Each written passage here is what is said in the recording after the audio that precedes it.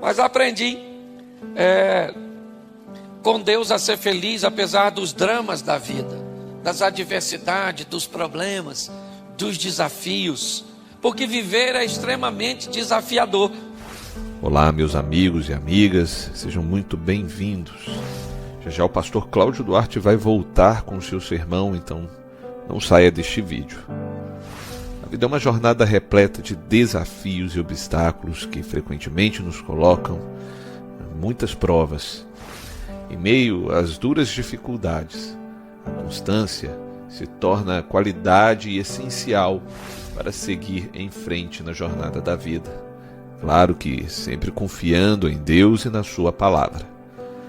Antes de trazermos a reflexão de hoje, quero pedir para que você se inscreva no canal, ative as notificações, curta, comente e fique conosco neste vídeo até o final, porque isso daí é muito importante para o crescimento deste canal aqui no YouTube. Hoje nós vamos aprender e refletir através de versículos bíblicos a perseverar na fé e encontrar nos momentos difíceis a força que nós precisamos para vencer, é confiar que Deus está ao nosso lado em todos os momentos e circunstâncias. O primeiro princípio importante é que sempre devemos ser perseverantes. Em Romanos, encontramos a seguinte passagem: também nos gloriamos nas tribulações, porque sabemos que a tribulação produz perseverança, a perseverança um caráter aprovado, e o caráter aprovado produz esperança. Quando perseveramos, fortalecemos a nossa espiritualidade e aprendemos a confiar em Deus e a depender dele somente. Se você está enfrentando um período desafiador, lembre-se que Deus está ao seu lado, concedendo força necessária para persistir e perseverar. O livro de Tiago nos ensina que bem-aventurado é o homem que persevera na provação, porque depois de aprovado receberá a coroa da vida que o Senhor prometeu aos que o amam. Mesmo nas situações mais complexas, nossa fé e dedicação podem nos sustentar, sempre guiadas por palavras eternas de encorajamento que encontramos nas Sagradas Escrituras. Em Hebreus, somos exortados: corramos com perseverança a corrida que nos é proposta, olhando firmemente para o autor e consumador da fé, Jesus Cristo. Enfrentar os desafios nem sempre é simples, mas podemos encontrar a força que nós precisamos ao nos apoiarmos na orientação divina. Não temas, pois Deus está conosco, fortalecendo-nos e sustentando-nos nas situações complexas da nossa vida. A verdadeira felicidade só existe em Deus. Ela não está ausente nos momentos difíceis. Ela se manifesta quando confiamos em Deus e persistirmos com esperança.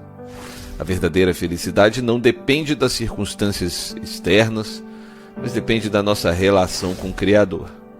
Quando reconhecemos que somos amados e cuidados por Ele, encontramos a alegria que nós precisamos em meio às adversidades. Que a sua jornada seja marcada pela fé, perseverança e alegria, sabendo que o Senhor está sempre ao seu lado.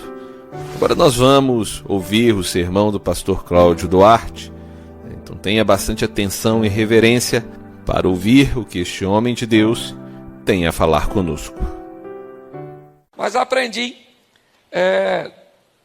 com Deus a ser feliz apesar dos dramas da vida, das adversidades, dos problemas, dos desafios, porque viver é extremamente desafiador, certo? A igreja, uma das funções da igreja, além de arrebanhar pessoas, prepará-las para levar o evangelho da salvação, da paz, da alegria, da esperança, eu acredito numa igreja que você, ao sair do culto, sai mais alegrinho do que entrou.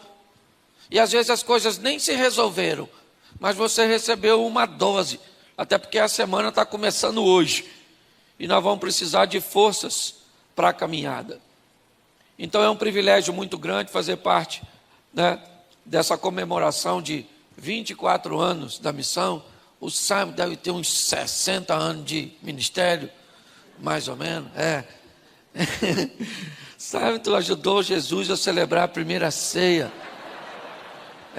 Não viu o dilúvio, mas pisou na lama. O cara está parecido com Highlander. Mas é muito legal. Bom, gente, se nós vamos falar da igreja, eu acho importantíssimo, primeiro, olhar para a história de Davi. Quando nós vemos Davi na sua casa, num determinado dia, idealizando uma casa para Deus. Ele mesmo diz, quando eu estava no conforto da minha casa, me veio à mente, estou colocando uma tradução, me veio à mente o intuito, o interesse de criar uma casa, de construir uma casa para Deus, onde a arca, a representação de Deus no Antigo Testamento, teria um local fixo depois do fim do tabernáculo e de toda aquela estrutura. O povo de Israel já estava estabelecido, não era mais um povo nômade.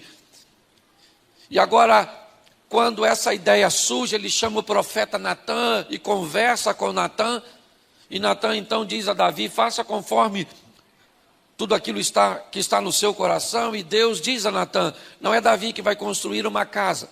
Se a casa é para mim, sou eu que escolho quem constrói. Sou eu que escolho como ela vai ser construída. Sou eu que escolho como as coisas vão ser. Então é muito importante nós entendermos que se queremos fazer parte da casa de Deus, quem manda na casa de Deus é Deus.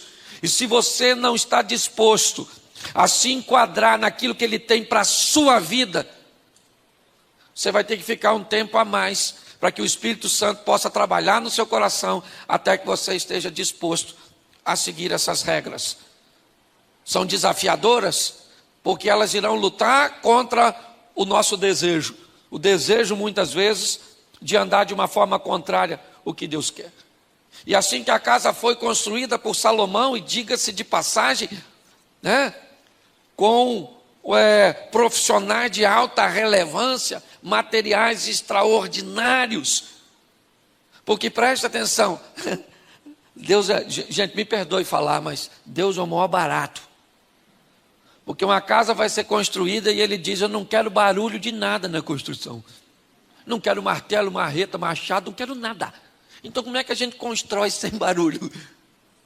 Tudo era beneficiado longe, e quando trazia era só para encaixar. Olha que coisa linda. Para que isso fosse feito, profissionais altamente preparados precisavam estar inclusos, olha bem, nessa estrutura de construção. Ela foi construída, foi celebrada, é verdade, mas ao longo do tempo, você deve conhecer um pouco a história, inúmeras tentativas foram feitas para destruí-la. Quer babilônicos, assírios, tantas situações se envolveram ao longo da história para que a casa de Deus se fechasse, que é a cultura helenista, que é a força da administração romana, e quer tantas coisas que nós já vimos lutarem contra a igreja.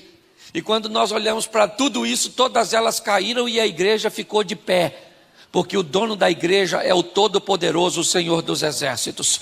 Então é preciso que você entenda que você faz parte de uma instituição inquebrável. Entendeu? Ah, mas estão se levantando contra a igreja, levanta a lei. Igreja é igual clara de ovo. Quanto mais bate, mais cresce. Então é importante nós entendermos. Não tenha medo dos opositores. Nossa, pastor, a igreja está enfrentando perseguição. Se a igreja brasileira é perseguida,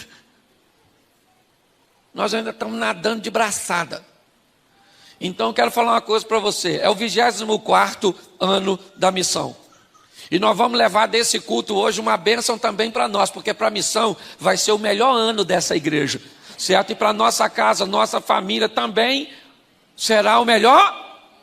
Posso ouvir um amém? Amém. Então é isso aí, certo?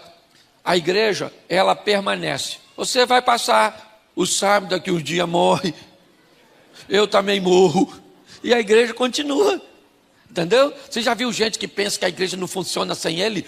Só falta ele vir aqui e falar, louvado seja eu. Se você morrer, a igreja continua. Esse dia eu fiquei muito chateado lá na igreja, foi aniversário da igreja, e eu perguntei, gente, se eu morrer hoje, você vem no culto no próximo domingo? O pessoal falou, vem. Eu falei, sério? Vocês vão continuar vindo da igreja mesmo depois de eu morrer? E eles falaram, vão, fui para casa triste. Porque a igreja é maior do que você. Então, enquanto você estiver aqui, contribua, trabalhe, se dedique, certo? Porque para onde nós estamos indo, não tem trabalho, não tem sogra, não tem nada. Olha que beleza. Só tem maravilha. Aí tem gente que não gosta quando a gente fala de prosperidade, de crescimento. Eu queria dizer para você, como é que é a rua do céu? De barro. As casas, umas taperinhas, umas palafitas. A rua é e tem mansão celeste. Então, querido, o que a igreja nos ensina é trazer a cultura dos céus para a terra. A Bíblia tem duas preocupações sérias. A primeira, eternidade. Quando passar isso aqui, você vai para onde? Não sei. Então procura saber, porque depois que for, lascou. Entendeu?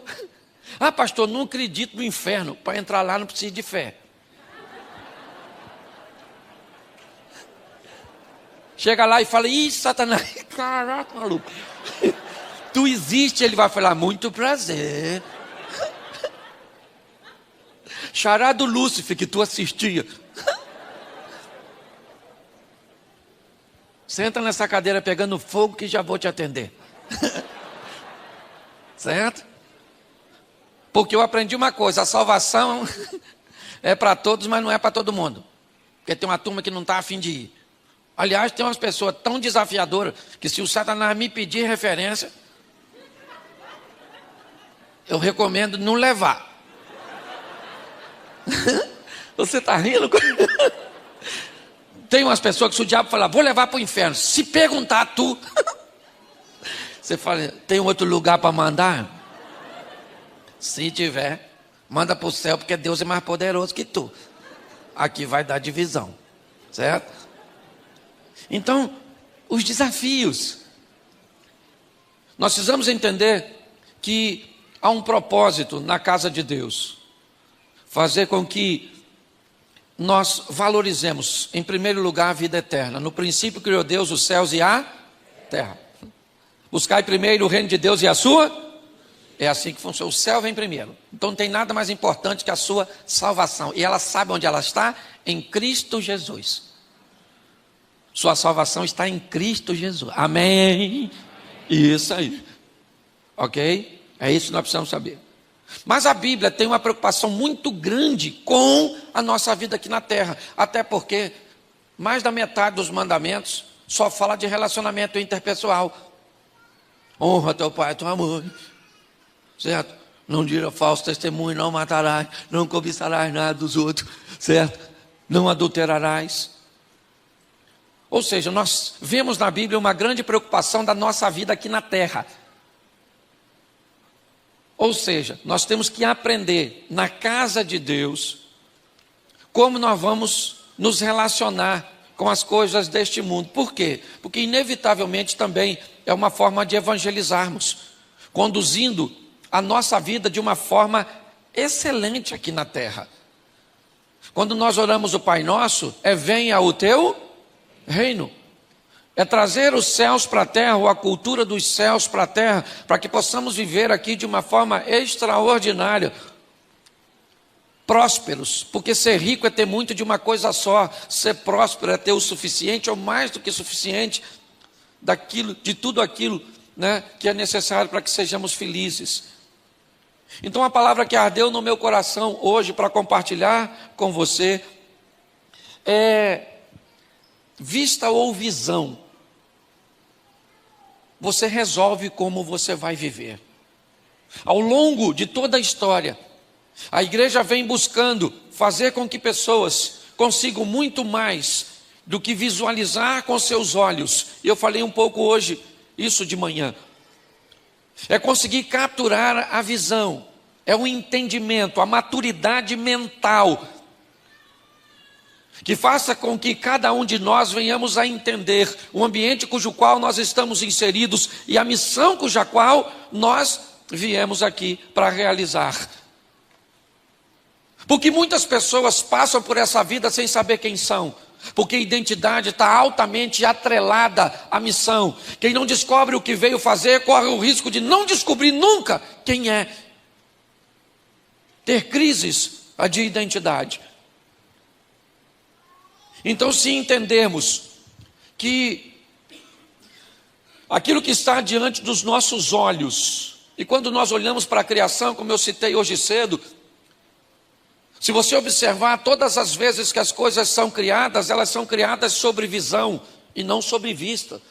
Elas não existem, mas Deus chama a existência como se elas já existissem. Mas no final de todo o texto, a vista supervisiona a visão. E fez o Senhor, e disse Deus, haja luz, e fez Deus separação, e fez isso. Mas quando termina, diz, e viu Deus que era bom. A visão fazia acontecer, mas a vista trazia a supervisão da visão. Nós precisamos entender que se conseguirmos estabelecer um estilo de vida, onde nós vamos agir pela visão, acreditando que apesar de todas as adversidades, de todos os problemas e de todos os obstáculos que estarão ao nosso redor, e não se iluda, eles estarão lá. Não existe facilidade para ninguém. Se você acha que o que há é um complô contra você, pastor, há um complô contra o meu casamento. Esse dia eu estava num culto, veio uma irmã daquelas do fogo, olhou para mim com aqueles olhos assim, e eu falei, Jesus, essa irmã está vendo algo, espero que seja o meu futuro e não o meu passado. E veio ela na minha direção marchando, e nós fica com medo, né? Nós não sabemos o que vem. E ela olhou assim e falou, pastor Cláudio. Eu falei, sim senhora, tem uma revelação para entregar ao senhor. Eu falei, então diga. O diabo está furioso com o senhor. Quando ela falou isso, eu pensei comigo, está querendo me botar medo. Olhei para ela e falei, irmã, posso falar uma coisa para a senhora? Ele está furioso com a senhora também. Não vem botar medo em mim não. Entendeu? Que ele também persegue a senhora. Então, se você acha que há um complô contra o seu casamento, quem é você na fila do pão? Se você acha que o mundo está girando ao seu redor, procura um médico, isso é labirintite.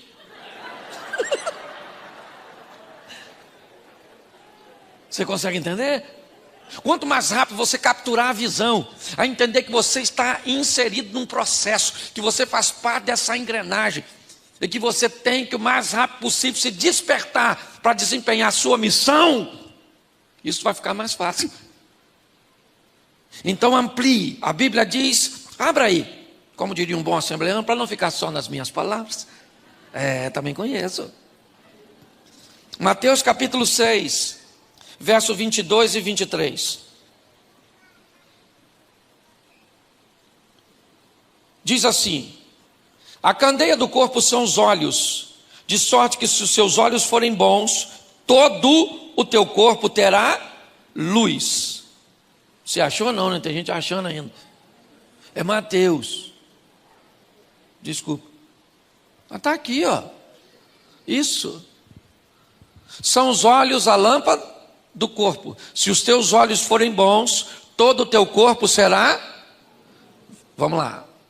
Se os teus, são os olhos a lâmpada do corpo. Se os teus olhos forem bons, todo o seu corpo será luminoso. Se porém os teus olhos forem maus, todo o teu corpo estará em trevas. Portanto, caso a luz que há em ti sejam trevas, que grandes trevas serão. Feche os seus olhos. Senhor nosso Deus e Pai, continua falando conosco. Muito obrigado por tudo aquilo que o Senhor tem feito neste lugar, ao longo de todo este tempo, desde o primeiro dia, ó Deus, que a missão estava lá embaixo ainda, nascendo num embriãozinho, e hoje aqui ela está, porque a tua boa mão poderosa tem agido, tem cuidado, tem protegido. Então continua neste lugar, ó Pai, é o que nós te pedimos, e fala conosco, ou continua falando, em nome de Jesus, amém, glória a Deus, amém? Preste atenção. Eu já falei disso aqui uma vez, mas eu preciso ajustar com vocês. A Bíblia está dizendo que os olhos, eles são a candeia do corpo. Se os nossos olhos forem bons, nós vamos levar o nosso corpo, a nossa vida, a nossa história para a luz. Se os nossos olhos forem maus, nós vamos levar a nossa vida, os nossos negócios, a nossa família para um ambiente tenebroso, é o que a Bíblia está dizendo. É obviamente que a Bíblia não está falando dos nossos olhos físicos, porque para corrigir um problema físico ocular, basta uma lente, uma cirurgia. Mas a Bíblia está dizendo de uma visão, aquilo que transcende o que os olhos estão enxergando. O que a Bíblia está dizendo é que se eu aprender a olhar as coisas, e é dessa maneira que Jesus olhava. Ele olhava para um ambiente e dizia: vocês já conseguiram notar que nós estamos num ambiente de colheita, como os campos estão brancos? E os discípulos provavelmente estavam olhando e não enxergando nada. Por quê? Porque naquele momento Jesus não falava de vista, ele falava de visão. Se nós aprendemos a enxergar as coisas por visão, com olhos espirituais e emocionais, que subjuguem a visão física e natural, nós vamos conseguir levar a nossa vida para um outro patamar. Porque primeiro, nossa ótica não irá gerar tragédia. Por mais desafiador que as coisas estejam, nós não andamos por vista, nós andamos por fé, é visão. Se nós olharmos por vista, a situação do nosso país piora ou melhora? Piora ou melhora? Piora. Mas nós não, é o que o Simon falou. Nós trazemos às autoridades, nós oramos, nós levantamos na madrugada e ministramos. O Brasil pertence ao Senhor, independente de quem esteja lá, porque Deus continua onde sempre esteve, no controle de todas as coisas.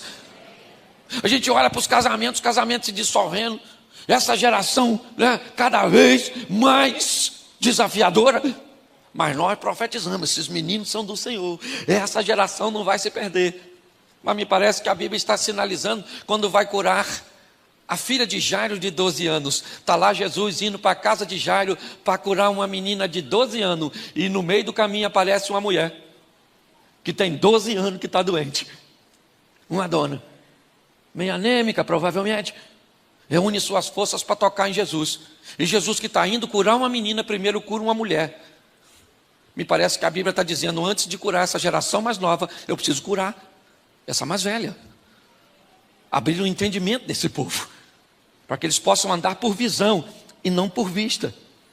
O texto está dizendo que se os meus olhos forem bons, eu levo a minha vida para a luz. Se os meus olhos forem maus, eu levo a minha vida, tudo aquilo que me envolve, o ambiente, para as trevas. Mas ele ainda faz uma outra consideração, que é o pior, porque ele diz assim: nós precisamos ter o cuidado, porque tem gente que está em trevas e acha que está na luz. Se a luz que está em ti são trevas, quão grandes trevas serão? A Bíblia está dizendo, se você não sabe que está nas trevas e pensa que está na luz, ninguém leva você para a luz, porque você já acha que já está lá. Por isso é que eu falo sempre, no esclarecimento profundo, se você sabe que não sabe, você já sabe alguma coisa. Tu sabe que não sabe. Olha que revelação. O problema é que tem gente que não sabe que não sabe. Aí corre o risco de pensar que sabe. Esse dia eu vivi isso, montando um ventilador lá em casa. Junto com o ventilador vinha um papelzinho. bonitinho, pequenininho, que explicava como monta. Mas eu falei, montar ventilador? Eu monto. Menino, quebrei. E para falar para minha mulher, que tinha, não sei se pedido ou mandado, eu ler primeiro para depois montar. Mas não li. Pensei que sabia, não sabia. Quebrei o ventilador. E pior, comprar outro era fácil. Difícil era conviver com te avisei que você não sabia. Você está rindo? É ou não é? Porque é assim que funciona. Então tem gente que você não consegue nem levar ele para a luz, porque ele já acha que está lá. Não consegue enxergar que está em trevas. Então deixa eu mostrar a vocês algumas coisas que eu acho e considero muito importante. Primeiro vamos olhar assim de uma forma mais ampla para os nossos ancestrais. Vamos aqui voltar para a escola um pouquinho, rapidinho. E vamos lembrar, além, né, dos nossos ancestrais. Todas as vezes que o sol se punha, as atividades humanas, elas tinham que se restringir, porque as trevas impediam o homem de ter tarefas. A vida do homem girava apenas de forma diurna. O sol se recolheu, ele era obrigado a entrar numa caverna, a buscar um abrigo, para que pudesse fugir dos predadores que à noite tinham uma capacidade e uma adaptabilidade de visão muito maior. Amanhecia, o homem entrava em atividade. Anoitecia, ele, primeiro no sistema de coletor, depois criando ou cultivando alguma coisa, mas era mais ou menos assim. Depois de um tempo, ele descobriu o fogo. E o fogo, além de aquecer e proteger, deu ao homem a possibilidade de lidar com a luz, mesmo durante a noite. E mesmo de forma extremamente limitante, ao redor de uma fogueira, ele podia exercer algum tipo de atividade, porque a luz daquela fogueira, apesar de estática, imóvel ali, fornecia luminosidade num raio, de acordo com a altura das chamas. Mas, com o tempo, o homem descobriu que se colocasse algumas fibras naturais ou couro num pedaço ou num bastão, ele podia criar e embebedá-lo ali, molhá-lo. Num betume, por exemplo, ele teria uma tocha. Uma luz que saía da fogueira e ia para a sua mão. E dava a ele a mobilidade, a facilidade de romper as trevas. Dava a ele a possibilidade de ir um pouco mais além. Enquanto a luz daquela tocha durasse, ele podia ir rompendo as trevas. E a luz da tocha dava a ele a possibilidade de vencer as trevas, certo? De romper. Lâmpada para os meus pés é a tua palavra, e luz é para o meu caminho. Depois de um tempo, ele descobriu o combustível, o azeite, a lâmpada. E agora o estilo de vida do homem muda. E ele descobre que enquanto ele tiver combustível, ele terá luz. E enquanto terá luz, ele conseguirá romper as trevas. Pastor, o que você está querendo dizer? É que nós temos aqui 3 níveis de vida que o ser humano resolve viver. Ou melhor, 4. Alguns resolvem viver numa escuridão total, abrindo mão de tudo, vivendo uma vida extremamente limitante, não enxergando basicamente nada. Outros já conseguem viver com uma luz pequena, branda, mas é alguma coisa que os satisfaz. Outros já conseguiram uma tocha e conseguem ir um pouco mais adiante. Em todas as áreas da vida, tem gente que vive casamentos extremamente obscuros. Tem gente que vive casamentos e relacionamentos ao redor de uma fogueira, com um prazer extremamente limitado, uma satisfação e uma comunhão extremamente restrita. outros já conseguem ir um pouco mais além, mas já existe hoje aqueles que aprenderam o que é o combustível. E de posse desse combustível, eles vivem o extraordinário, o sensacional, o incrível. Nós estamos vendo que me parece que a proposta é para todos. A única coisa que nós vamos fazer é decidir que estilo de vida nós queremos ter. Se estar envolto a uma fogueira te satisfaz, viva dessa forma limitante. Só pare de criticar aquele que resolveu ir além. E se você está satisfeito indo além, não prive a pessoa e não force-a a sair de onde está para viver o que você está vivendo. O que nós estamos aqui é apenas transmitindo a você uma visão, para que você consiga entender que tem vida abundante. Jesus disse: eu vim para que tenham vida e a tenham em... E quem não quiser viver, glória a Deus, fica nessa vidinha e depois vai para o céu. Louvado seja Deus.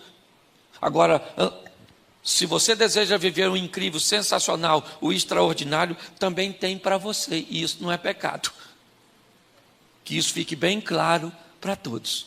Então eu quero te mostrar aqui, rapidinho, algumas coisas que eu acho primordial nesses camaradas que resolveram viver uma vida debaixo de visão.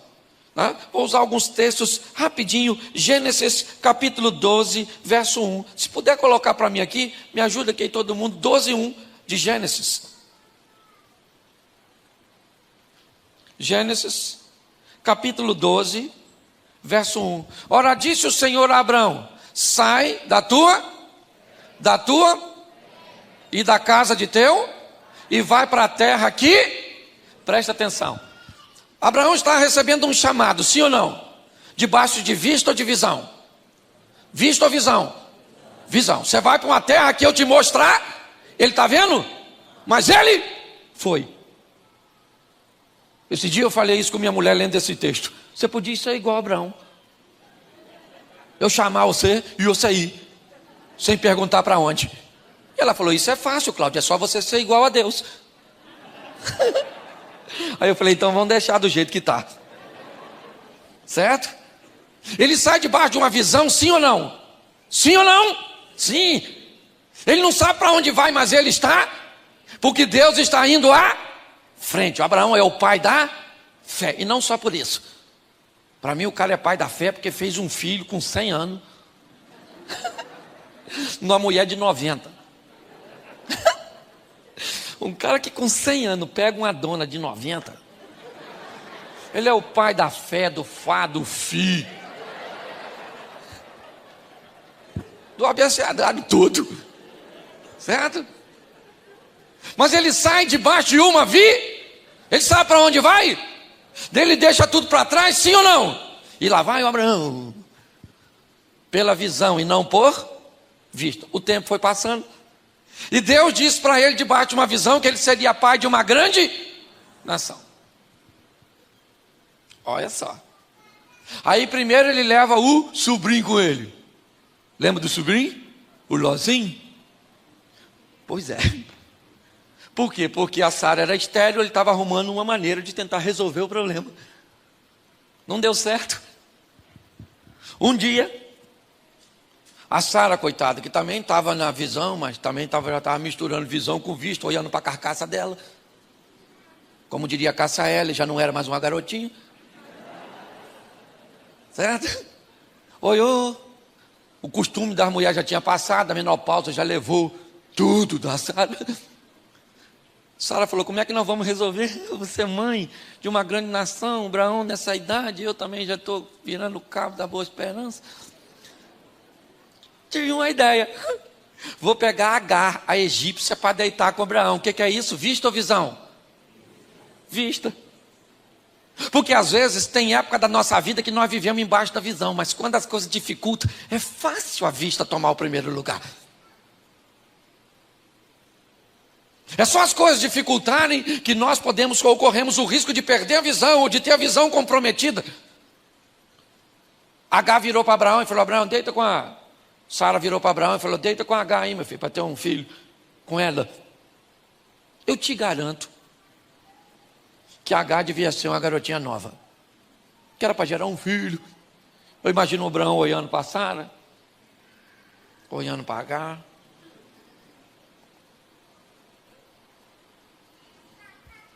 Não, Sara, não quero.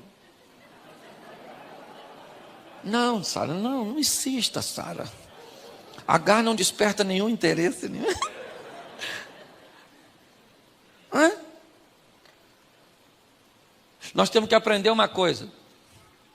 Por mais desafiador que seja o ambiente que esteja ao redor, por pior que seja a adversidade que esteja ao nosso redor, aquele que há de vir virá e não falhará.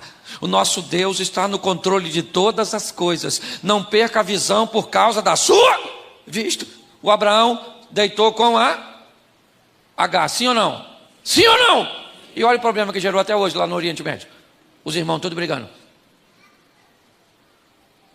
Cuidado com seus erros, porque tem gente que passa mais parte da vida consertando erros do passado do que impulsionando ações para o futuro.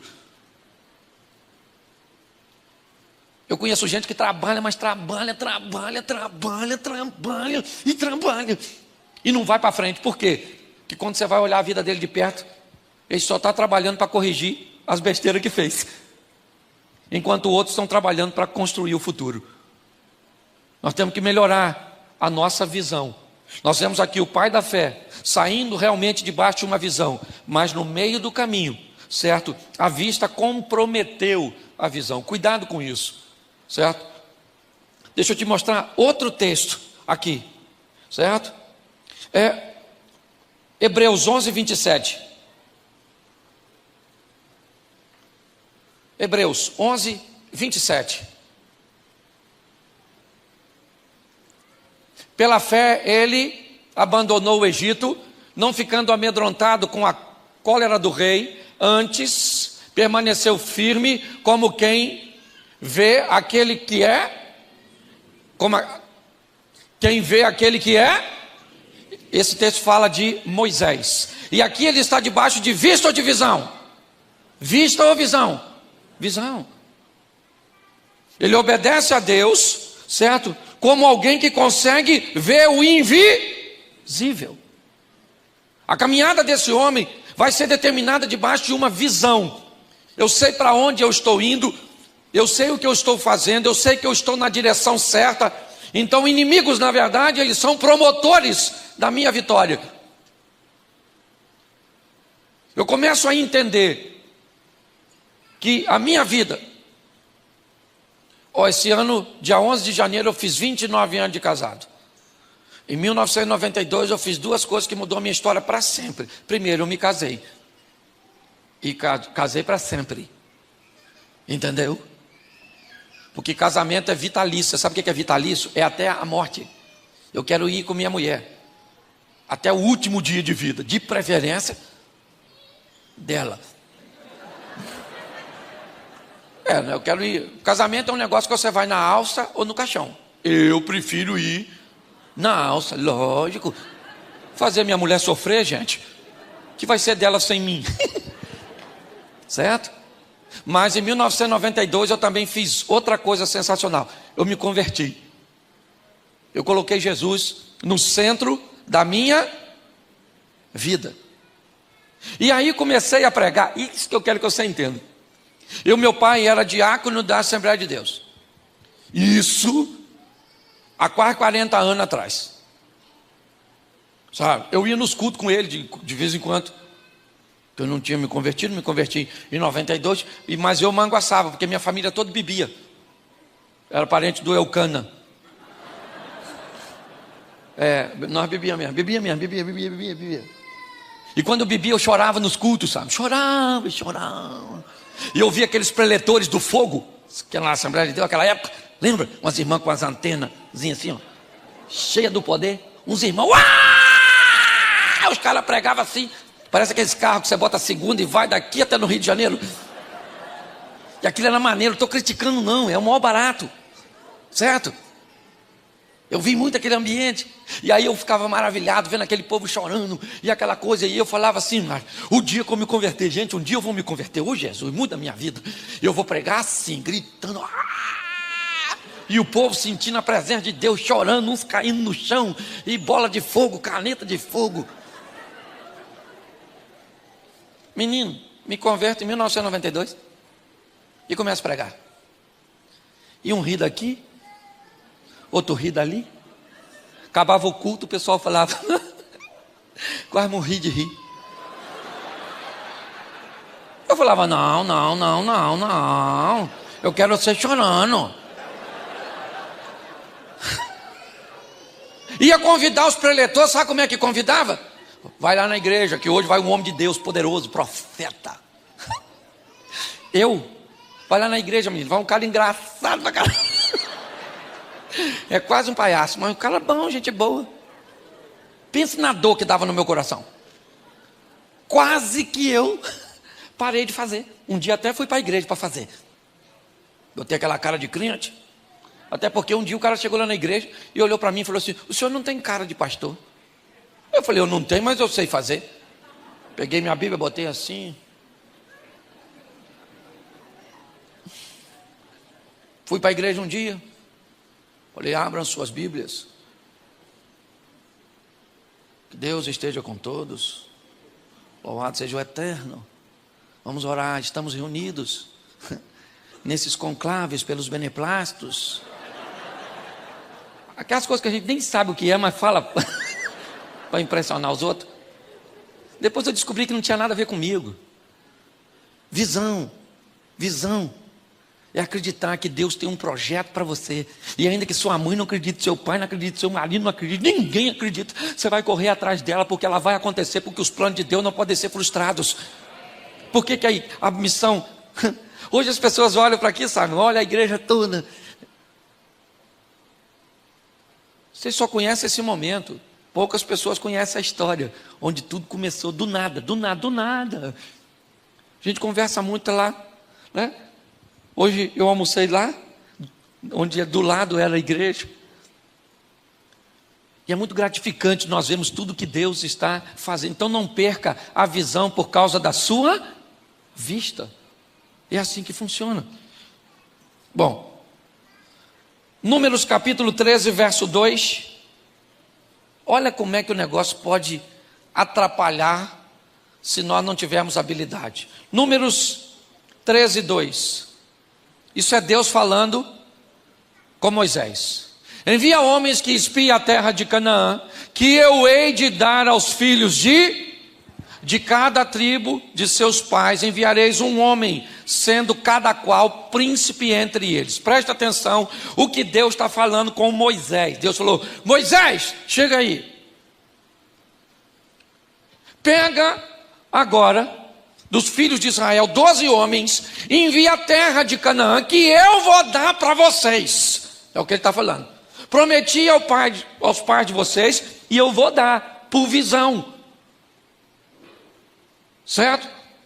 Então você vai enviar, e esses homens precisam ser relevantes, príncipes.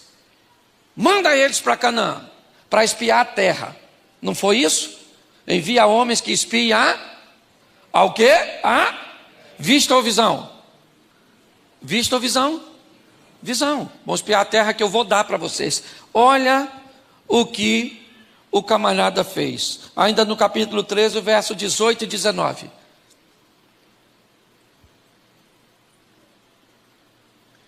Lê para mim.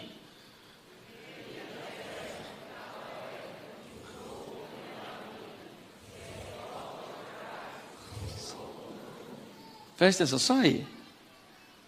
Veja, ou vede, foi isso que mandou? Deus mandou olhar, sim ou não?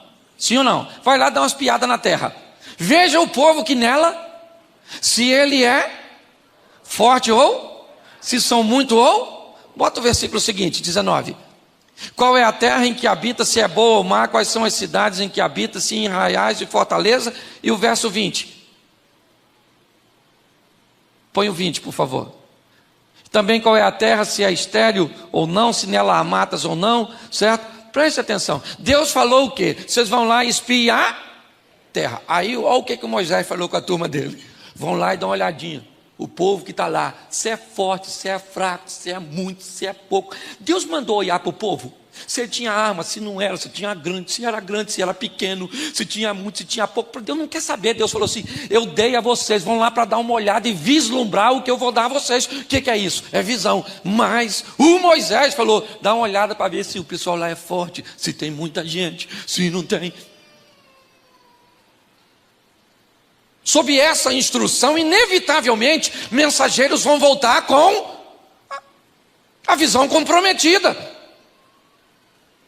Moisés está dizendo para o povo: vai lá, para os homens, vão lá e dê uma olhada, observe o nível de dificuldade que existe para tomar. Que dificuldade? Dificuldade pode ser para Moisés, mas não para Deus. Ele é o Todo-Poderoso. Se nós não prestarmos atenção, mesmo debaixo de uma palavra poderosa que temos, se não conseguimos olhar a visão, a vista pode comprometer tudo. Inevitavelmente, 10 homens voltam com a visão comprometida pela vista. Me parece, somente Josué e Caleb conservam a visão. Os homens não estão dizendo mentira. Os frutos estão lá para provar que a terra é boa. Mas junto com os frutos que vieram da terra boa, vem a memória ruim na mente daqueles cuja qual a visão se comprometeu por causa da vista. Porque eles olharam para o lugar errado. Nós precisamos ter o cuidado disso, ou com isso, igreja. Posicionar os nossos olhos no lugar correto. Não deixar que a vista comprometa a visão. 11 homens disseram: ó, o fruto é grande, mas os camaradas são muito grandes também. Perto deles nós somos insignificantes. A terra é boa, mas nós não vamos conseguir tomar posse dela. Josué e Caleb diz: então não é assim que funciona. O que é isso? Não, Deus nos prometeu, Ele vai nos dar. Mas nós estamos vendo a maioria comprometendo a visão por causa da vista. Esse é um grande alerta que precisamos observar, entender. Se deixarmos a nossa visão se contaminar, inevitavelmente, nós vamos comprometer toda a missão, tudo aquilo que viemos fazer. Mantenha a visão. Deus te prometeu, sim ou não? Em Cristo somos mais do que vencer? Somos ou não somos? Somos ou não somos? Então a nossa casa vai vencer? Amém? Isso aí, nós vamos vencer, nós vamos ser vencedor. E é assim que funciona. Não permita. Você quer ver? Eu já estou terminando, já. 1 Samuel 17, 24. Eu gosto de botar assim, porque aí todo mundo lê, porque hoje, às vezes cada tradução fica com uma, alguns abrem, outros não, e às vezes você não tem tempo de ler em casa, lê aqui. 1 Samuel, capítulo de número 17, verso 24. Todos os israelitas, vendo aquele homem, fugiu de diante dele e o temiam grande. Presta atenção, todo mundo está olhando para quem? Para o gigante, o Golias. Todo mundo está olhando, o cara é grande, é matador, ele está armado. Ele nem precisava ser muito alto, gente. O cara está vestido com a indumentária que está fora da época. A vestimenta de guerra do Golias estava fora da curva. Quando aquele cara aparece com aquele troço tudo diante de Israel, o cara é o cara, irmão. Todo mundo olhou e falou: nossa, grande, hein? Benza a Deus. Grande. Já perdeu batalha? Não, só ganhou, né? Cara, mata todo mundo, quase matou a mãe dele quando nasceu. E esse camarada é extraordinário. O Golias, todos olhavam para o Golias e tinham? O que é isso? Vista ou visão? Vista. O cara está lá, olhou para ele. Um dia chega um rapazinho meio lourinho, meio ruivinho, puxando um jumentinho. Chegou lá dando um rolezinho para levar esse negócio de jumento boy. É, delivery. Estacionou lá o jumentinho. Foi levar um lanchinho lá para os irmãos, isso aí. Aí está todo mundo lá. De repente, o gigante saiu de lá e falou: tem algum homem aí? Gigante esquisito, 40 dias pedindo um homem. Líder de algum movimento. 40 dias, tem algum homem aí? Algum homem aí? Todo mundo quietinho porque estava vivendo debaixo de vista. Aí nesse dia, quem é que está lá? Um garoto que não era para estar, que não estava acostumado, que não era o ambiente dele. Entendeu? Aí chegou e viu o cara grande, né? Nem sei se viu. De repente só escutou a voz. Tem algum homem aí? Davi falou: hã? Como é que é, maluco? Um homem aí? Claro que tem, o exército do... O irmão dele mais velho falou: cala a sua boca. Cala a sua boca. O cara é grande, eu sou seu irmão mais velho e eu tenho que te defender. Com quem você deixou essas poucas ovelhinhas do papai? Vai! Perturbado. Davi falou: nossa, que grosseria. Essa tradução é minha, depois você vai ler, está escrito isso não. Davi falou: quem é esse incircunciso filisteu? E eu sei porque Davi foi enfrentar o gigante. Você sabe por quê? Porque Golias estava longe. E longe as coisas parecem pequenas. Aquele soldado lá, dá para encarar.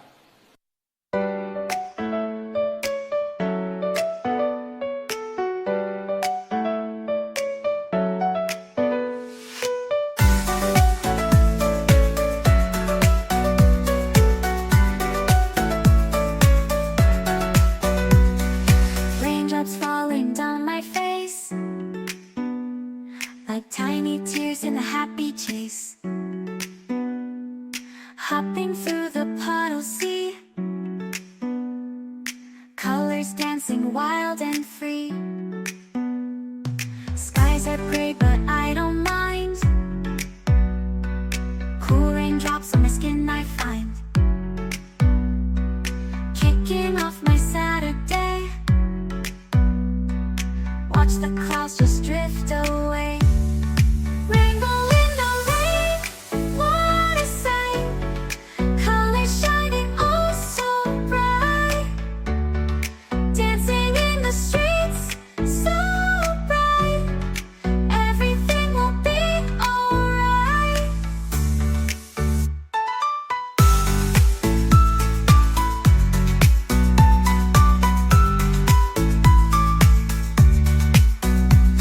Umbrella spinning, twirling round. A colorful halo on the ground. Music playing on the sand. Skipping beats, the heart will sway. Feel the world come out to play. Lightning cracks, but don't you fear. Magic shines when skies are clear.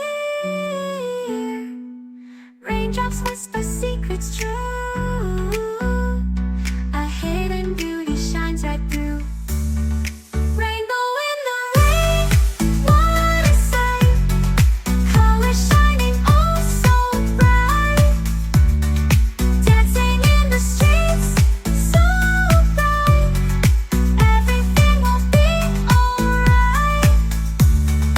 Raindrops falling soft, peeks through. Rainbow magic, me and you. Smiling faces, hearts alight.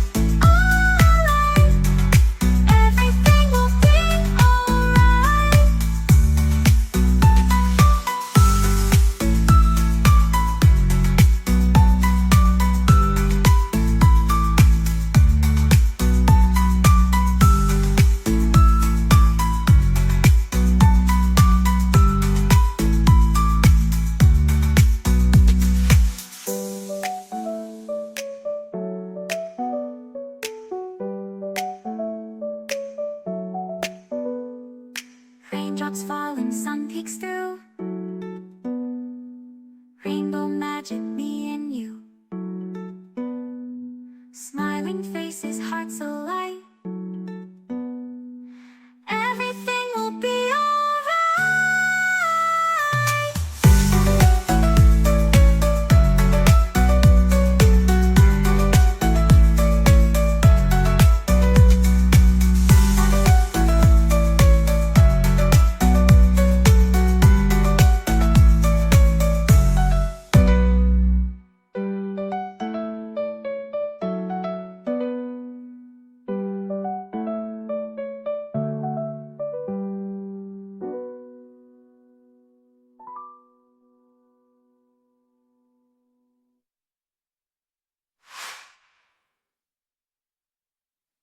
aquele que está lá do outro lado do vale de Elá, eu imagino a hora que Davi chegou. Caraca, maluco. Nossa, você chega perto, fica grande, hein, irmão? Que é isso? Não é? Já não ia usar a roupa de grife. Grande desse jeito.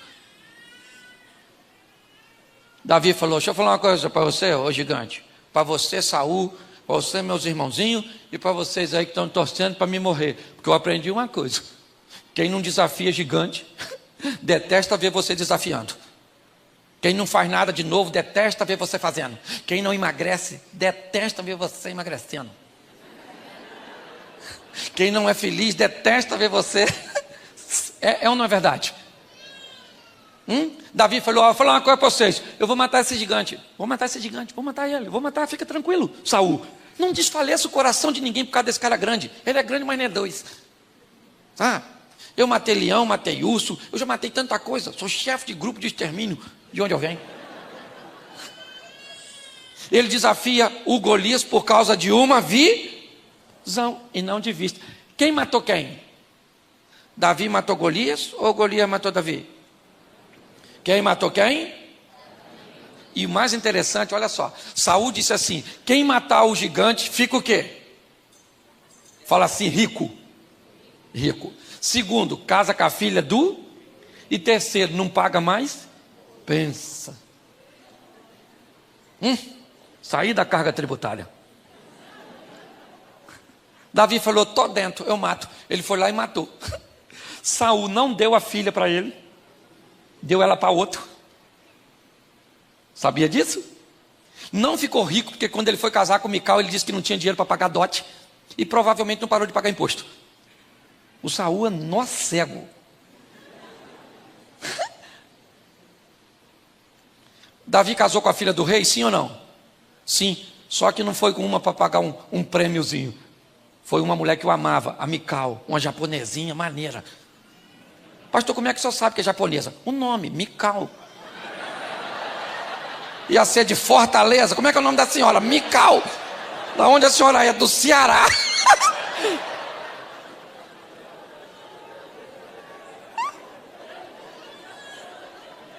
É ou não é? Ele casou com a filha do rei, sim ou não? Ele parou de pagar imposto, sim ou não? Claro que parou, ele agora é o rei, os outros que estão pagando imposto para ele. E ficou rico, sim ou não? E porque Saul tentou sabotar o que Deus tinha para Davi. Mas quem tinha para Davi era Deus.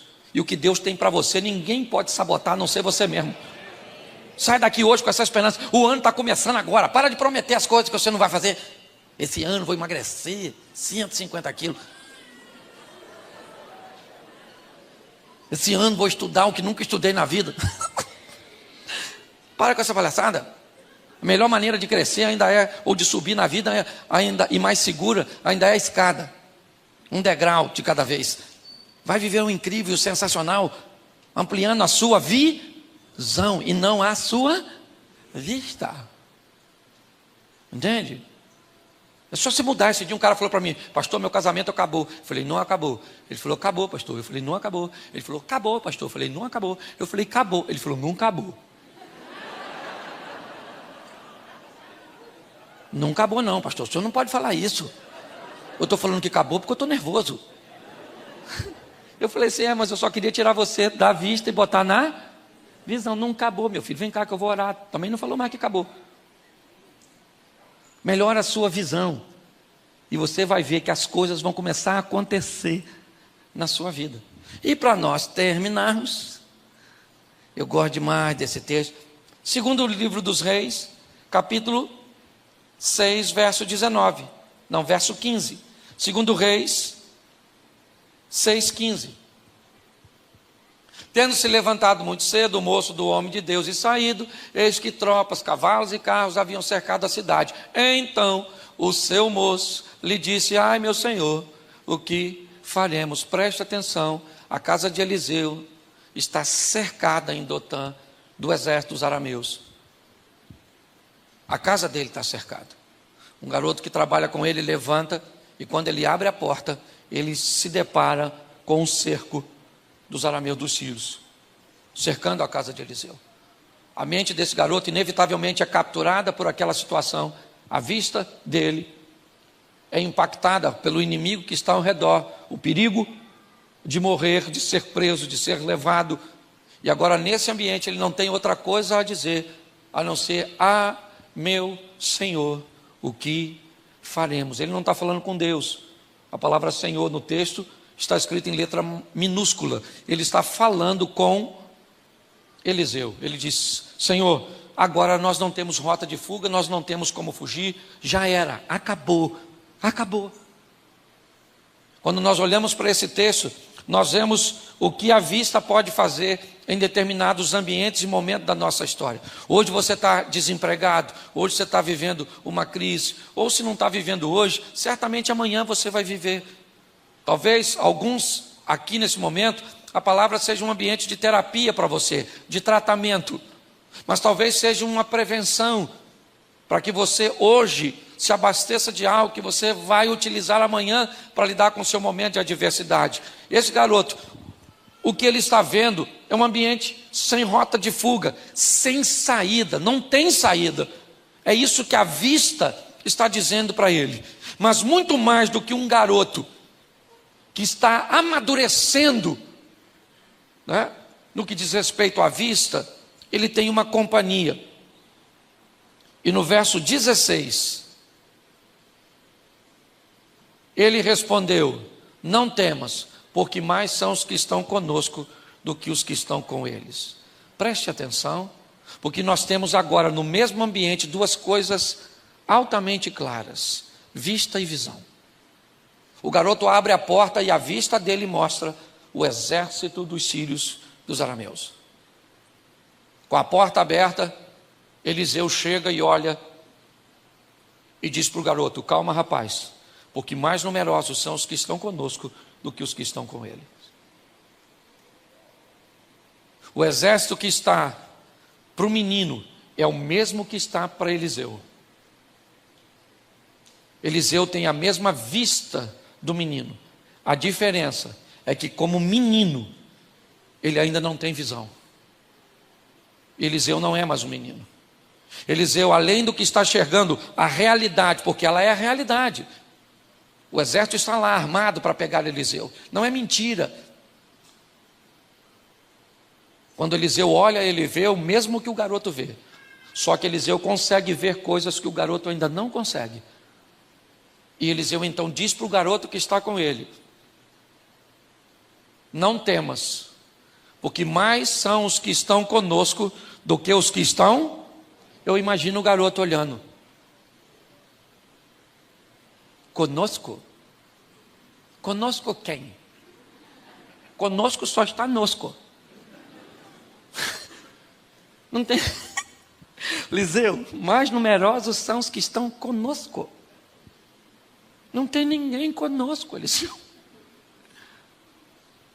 Põe o verso seguinte. Orou Eliseu e disse: Senhor, peço-te que lhe abra os olhos para que veja. E o Senhor abriu os olhos do moço, e ele viu que o monte estava cheio de e carros em redor. Agora o menino tem? Ele ainda tem vista? Sim ou não? Sim, porque quem tem visão tem vista. Mas nem todo mundo que tem vista tem visão. Agora o menino, quando Eliseu orou e falou: Senhor, abre os olhos. Deixa eu falar uma coisa para você. Anda com gente que vê coisa que você ainda não vê, que está num nível espiritual que você ainda não está. Você está entendendo? Você tem que andar com quem está numa posição que você quer ir. Você anda com cabeça de bagre, vai pensar igual o quê? Cabeça de bagre. Ah, pastor, eu queria ser uma pessoa de oração. Tu anda com quem? Com a turma do WhatsApp. Tem que vir no trabalho de oração que colocou aqui. Ah, pastor, mas o joelho assim dá um branco. Sim, sabe, pastor? Começa a orar, eu penso em outras coisas. Isso somente precisa exercitar. Às vezes eu vou orar, eu também penso assim. Começa orando, embolo tudo. Senhor, meu Deus e Pai, amanhã eu vou acordar cedo, hein, gente? Caraca, amanhã já é segunda-feira. Que isso, irmão? Passou tão rápido. Ô Senhor, não é isso não, eu ia falar outra coisa com o Senhor. Nossa, vamos começar de novo aqui, vamos de novo aqui, tá bom? Vamos lá, tentar de novo. Senhor nosso Deus e Pai, amanhã vai chover, será que vai chover, gente? Nossa, nem jantei ainda, estou com uma fome danada. Acontece com você também? Ou é só comigo? Você tem que andar com gente. O garoto, ele tem vista, sim ou não? Sim ou não? Mas está andando com quem tem? É só uma questão de tempo até ele ter também. Eu imagino o garoto cheio de medo, olhando, quando de repente Eliseu fala, Senhor, abra os olhos. Eu imagino ele olhando para Eliseu orando. Abra os olhos, abri o olho. Abra os olhos desse menino para ver. Quando ele olhou para trás, o garoto, cavalo, cavaleiro, assim, sabe, de fogo. Eu imagino o garoto.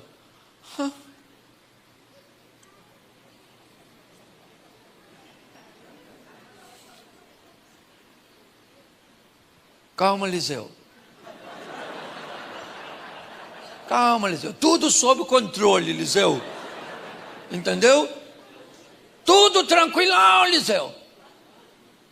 Esse exército aí, ó, nem fogo tem. Funcionário de sorveteria. Acho mais barato. Pensa.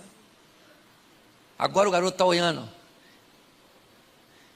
Ele tem vista, sim ou não? Eu não estou falando para você ter visão sem vista. E não estou dizendo para você ter só vista sem visão. Tem que ter vista porque a vista faz você olhar para a real ali, e a visão faz você olhar para a promessa e para o poder de Deus. Não estou querendo emburrecer você. Aí o Eliseu, ó, Senhor, vamos ver que são duas orações bem opostas. Vamos lá, 18. E como desceram contra ele, orou Eliseu ao Senhor e disse, fere peste esta grande, ou esta gente e feriu-a Ele acabou de orar para um enxergar, e acaba de orar para o outro ficar cego. E o mais interessante é que a cegueira que Eliseu pede para o exército, não é uma cegueira física, mas é uma espiritual. Eles continuam vendo, só não estão reconhecendo Eliseu nem a cidade. Eles não sabem mais que é Eliseu que eles estão perseguindo. Ou seja, eles continuam vendo, mas não tem mais visão. Nós estamos meio atrapalhados assim. Um povo andando na contramão. Tem tanta gente andando na contramão que parece que quem está na mão errada somos nós.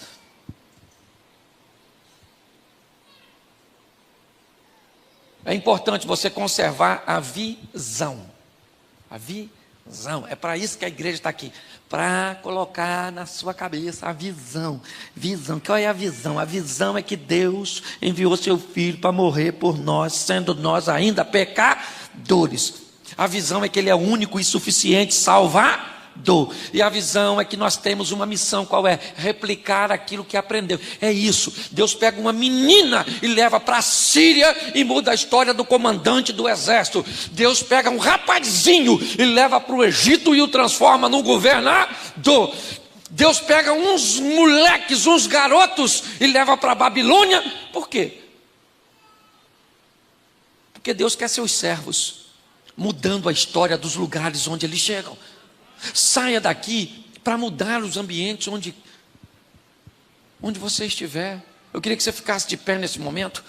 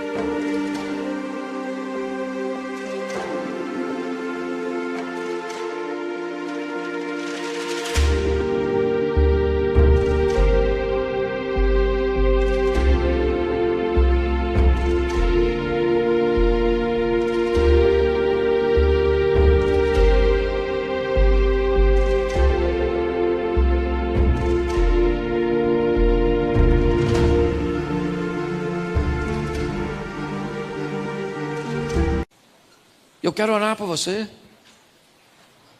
Eu preciso que você feche seus olhos. E pode fechar, que ninguém vai pegar nada seu. Eu sou carioca, baixada, mas vim em missão de paz. E ainda sou flamenguista, o que é pior. Carioca, flamenguista, meu Jesus do céu. Certo? Mas pelo menos não sou vascaíno, né? Não ando caindo pelos cantos. Feche seus olhos, feche. Senhor, muito obrigado.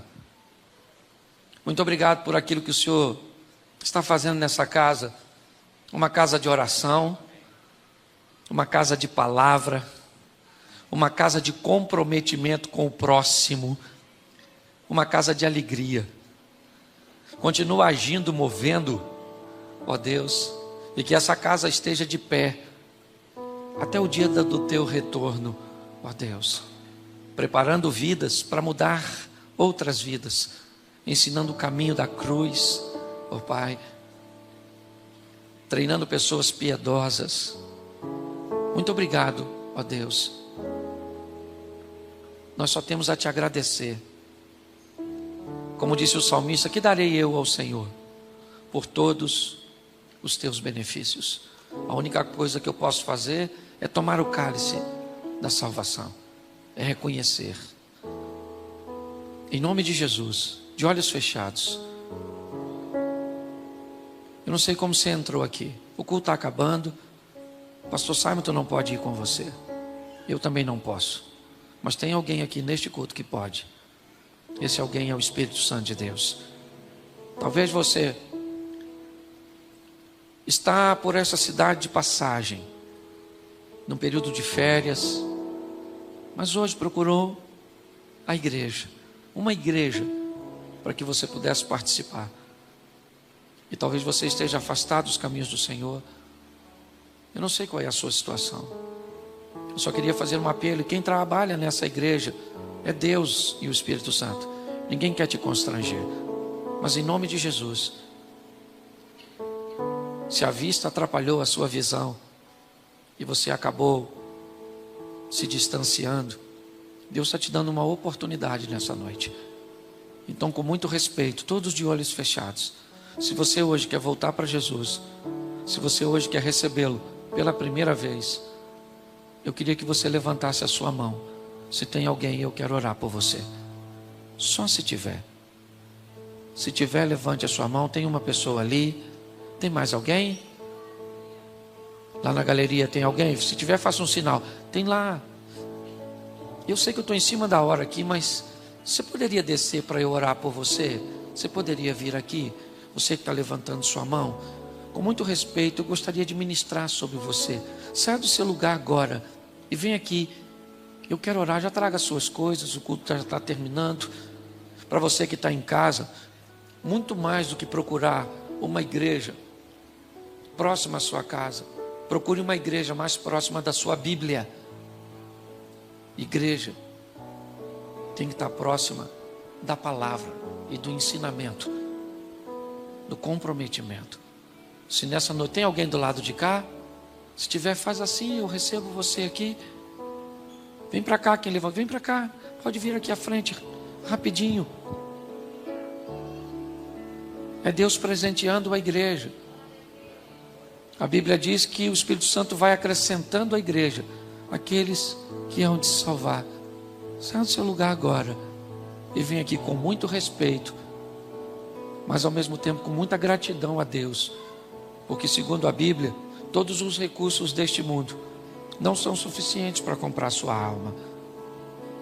Você é preciosa, você é precioso. Isso, glória a Deus. Isso, olha quanta gente. Tem alguém descendo ainda? Não? Para nós orarmos?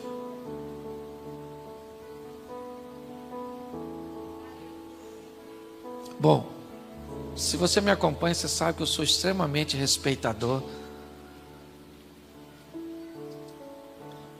Eu não vou falar para você que Deus está falando comigo aqui,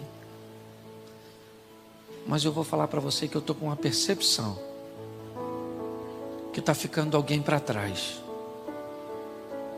Tem alguém lutando, conversando consigo mesmo, ponderando.